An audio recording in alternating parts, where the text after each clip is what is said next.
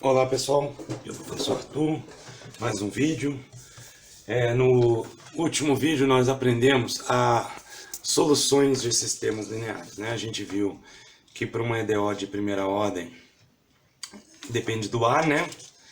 Então é o E elevado a t, e se o A for positivo vai para infinito, se o A for negativo vai para zero. E vimos também que a solução de um sistema linear é isso aqui, um sistema 2x2, C1 e lambda 1 V1 mais C2 e lambda 2 V2, onde lambda 1 e lambda 2 são os autovalores da matriz A, V1 e V2 são os autovetores. E daí a gente resolveu também esse exemplo aqui, tá? Recupere esse exemplo aí. Achamos essa solução no final, certo? Achamos essa solução aqui e... Bom, temos essa fórmula da solução aí, né? Mas para que isso serve? Tudo bem? Para que isso vai nos adiantar para alguma coisa? Será? Então, nós vamos ver na aula de agora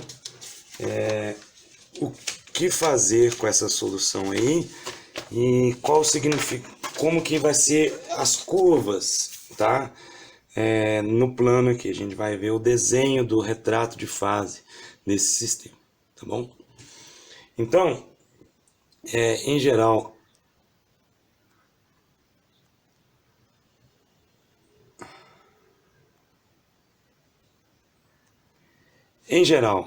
ao analisar um sistema, né, de EDOs dessa forma aqui, que na forma matricial é essa, o que queremos, na verdade, é obter uma descrição qualitativa das soluções do sistema.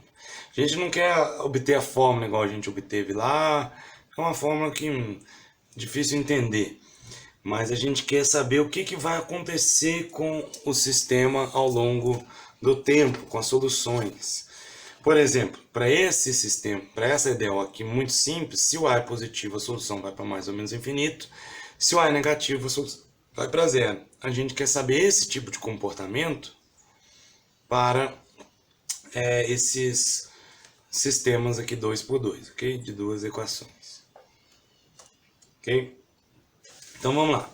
Lembre-se que as soluções desse sistema aí são dadas por isso aí. C1 é lambda 1 V1, onde V1 é autovetor, lambda 1 é autovalor, mais C2 é lambda 2T V2, onde isso acontece, tá? Então, o que acontece? Quando o T vai para infinito, o que manda? No que manda não vai ser o lambda 1 e o lambda 2? Se o lambda 1 e o lambda 2 forem positivos, isso aqui tudo vai para mais infinito. Se os dois forem negativos, isso tudo vai para zero, tá? A gente vai ver isso, então, como que isso afeta o desenho aqui, tá? As soluções, essas soluções aqui, descrevem curvas em R2, curvas no plano XY, que são percorridas à medida que o tempo t varia, tá? Por exemplo, na última aula, ó, isso aqui é uma curva, x de t, y de t, x igual a isso, y aqui, de t igual a isso, é uma curva parametrizada em R2. Então, você tem aqui o plano XY, você tem uma condição inicial aqui, x0, y0. À medida que o x andar e o y andar com t, vai percorrer um caminho aqui, ok? Então, isso aqui define uma curva no plano XY. O ponto no qual cada uma dessas curvas começa é definido pelas condições iniciais, que determinam os valores das constantes. Aqui está a curva. Assim, ao variar as condições iniciais, teremos várias curvas diferentes, todas correspondendo às soluções do sistema e cada uma começando em diferentes condições iniciais aqui. Essas curvas são chamadas de trajetórias do sistema. Então, o que está escrito ali? Você pega uma outra condição inicial aqui, isso aqui vai dar uma outra curva que vai andar. Tudo bem? À medida que o tempo passa. A fórmula é essa para todas as soluções, o C1 e o C2 mudam de acordo com a condição inicial. E eles mudando, muda a curva aqui também, ok? Para cada condição inicial você tem uma curva. Essas curvas são chamadas trajetórias do sistema.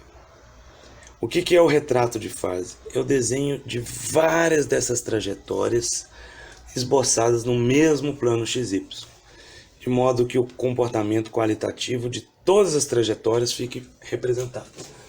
Então aqui no fundo, essas setinhas no fundo, são vetores determinados por isso aqui, que descreve para onde a curva vai andar, tá? Isso eu vou explicar numa próxima aula, mas se você pegar uma condição inicial aqui, ela vai fazer isso aqui então. Para esse exemplo, tudo bem? O sistema vai andar desse jeito. Se você pegar ela aqui, ela vai andar aqui. O sistema vai andar assim. Se você pegar aqui, ela vai andar aqui. Uma condição inicial aqui, ela vai fazer isso, ok? Essa outra vai fazer isso. Então, elas vão se aproximando aqui, né? O retrato de fase do sistema é um desenho de várias dessas trajetórias, certo? Aqui eu tenho 1, 2, 3, 4, 5 trajetórias do sistema. 5 soluções, assim, onde eu mudei a condição inicial e mudando a condição inicial eu mudo essa curva, tudo bem? Então, um retrato de fase é um esboço de modo que todas as trajetórias, o comportamento qualitativo de todas as trajetórias fique bem representado. Então, por exemplo, um esboço assim, só dessa trajetória,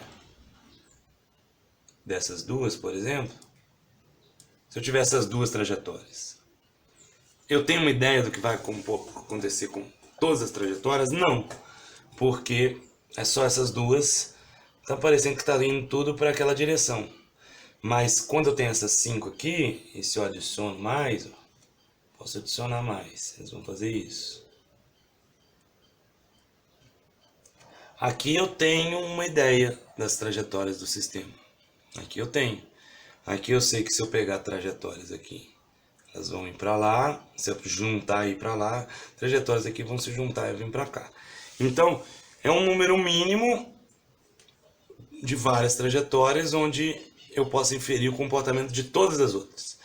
Eu sei que se eu pegar uma solução aqui, ela vai fazer isso, porque ela está muito próxima dessa aqui. Então, isso aqui é possível, o fato de poder inferir o comportamento de todas as trajetórias do sistema a partir do comportamento de poucas, 1, 2, 3, 4, 5, 6, 7, 8, por exemplo, porque as soluções são contínuas com respeito às condições iniciais. O que significa de modo intuitivo que ao mudar um pouco as condições iniciais do sistema, as soluções mudam um pouco de comportamento, forma e posição.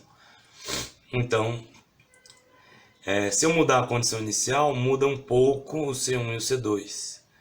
Então, eu tenho essa condição inicial aqui. Se eu mudar ela um pouquinho, muda um pouquinho só o C1 e o C2, a trajetória ela fica próxima ali, ok? Então, por isso que eu sei que trajetórias próximas dessas duas vão ter o comportamento dessas duas, tá claro? Então, é isso que eu estou falando ali, desse retrato de fase, ok? Note ainda que x de t igual a 0, 0 é uma solução que satisfaz as EDOs do sistema. Se você pegar x de t igual a 0, y de t igual a 0, quem que é o x' de t? Ele é 0. O y' de t, ele é 0. Do lado esquerdo fica 0 e 0. Do lado direito fica a vezes 0, mais b vezes y, que é 0, dá 0. C vezes x, que é 0, 0, mais d vezes y, que é 0, 0, dá 0 igual a 0, 0 igual a 0. Então, essa aqui é uma solução que satisfaz, é a solução trivial. Sempre tem essa solução trivial, nula, né, que é o 0, 0, para um sistema linear dessa forma. Tá? Você sempre tem, ela descreve uma solução, uma trajetória fixa, parada na origem. Ou seja, uma trajetória parada num único ponto. ela é especial porque é uma solução de equilíbrio. Que é x'? X', y' são as velocidades de mudança no x e no y. Então, quando x' e y' são zero, você não tem mudança nem no x nem no y. O x e o y continuam constantes. Se eles começam no zero, continuam parados no zero. Então, é a solução sem movimento. Então, é esse ponto aqui, ó. O 0, 0 é um ponto de equilíbrio. Se eu soltar uma partícula bem aqui, ela vai ficar ali para sempre, se ela se movimentar de acordo com essas EDOs aqui. Se eu soltar uma partícula aqui, movimentando-se de acordo com essas EDOs descrevem um movimento para o x e um movimento para o y, ou seja, um movimento no plano XY. Eu solto aqui e mando a partícula se movimentar de acordo com isso. Ela vai movimentar no x e no y. Ela vai ter um movimento assim, talvez. Ok? Então, outra partícula eu boto aqui, ela vai ter um movimento assim. Outra vai ter esse movimento, outra vai ter esse. Ok? Todas as partículas que eu boto aqui, movimentando-se de acordo com esse sistema aqui, vão ter algum movimento aqui que vai descrever uma trajetória. A posição da partícula no tempo 0, no tempo 1, no tempo 2, etc. Tudo bem? A partícula que começa na origem, ela continua na origem, ela fica parada lá porque a origem é um ponto de equilíbrio. Ok? Então essa é uma solução especial. Tudo bem? Se o determinante da matriz for não nulo, o que iremos assumir sempre, e é uma hipótese razoável, a única trajetória de equilíbrio é a origem. Se o determinante de A for zero, for não nulo, for diferente de zero, o único ponto de equilíbrio, sim, lugar onde você solta uma partícula e ela fica parada, é a origem.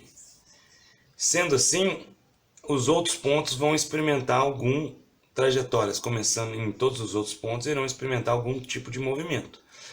O interessante é que é possível inferir o comportamento qualitativo desse movimento das trajetórias apenas conhecendo os autovalores e autovetores da matriz A. Ok? Você não precisa de muito esforço, não precisa nem achar essa solução para saber que o retrato de fase vai ser assim. Ok? Eu vou explicar isso no próximo vídeo, vocês vão entender. Ok? Esse vídeo aqui é uma introdução.